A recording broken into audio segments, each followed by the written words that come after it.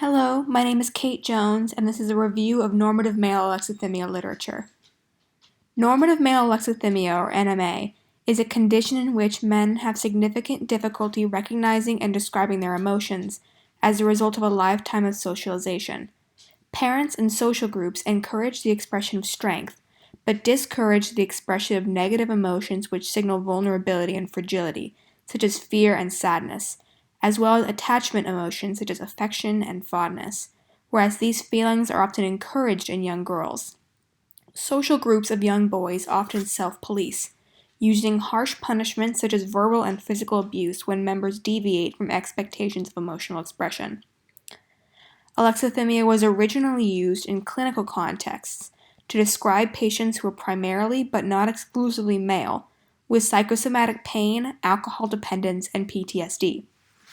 It was measured using the Toronto Alexithymia Scale 20, the results of which share a positive correlation of R equals 0.72 with the normative male alexithymia scale, as shown in the selected section of the table in the top center. Later, the term came to include men in a non-clinical setting who experience NMA as a result of cultural socialization rather than trauma or illness. In more recent years, researchers have begun to focus on how Western culture creates NMA and how men in non-Western parts of the world are not as dramatically affected. In the two graphs at the bottom, Asian American men and Latino men are compared with non-Asian American men and non-Latino men.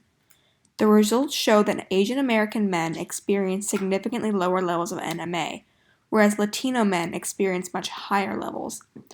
The researchers who conducted this study suggested that the high scores of Latino men is a result of competing cultural norms between the white American norms of restricted expression against traditional Latino expectations of expressions, such as caballerismo, which describes a positive image of a man as someone who respects and nurtures his family.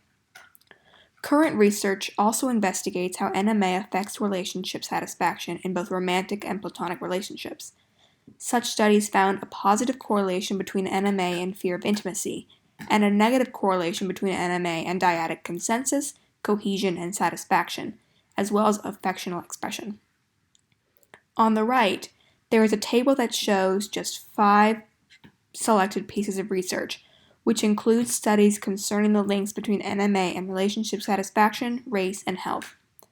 Unfortunately, because NMA is a result of a lifetime of socialization from many sources, much of the research is strictly correlational, as there is little opportunity to study causation. Positive areas for further study include, but are certainly not limited to, questions such as, is there a genetic or hormonal component to NMA? Can a family or social group which encourages positive emotional expression overcome the influence of a less tolerant one?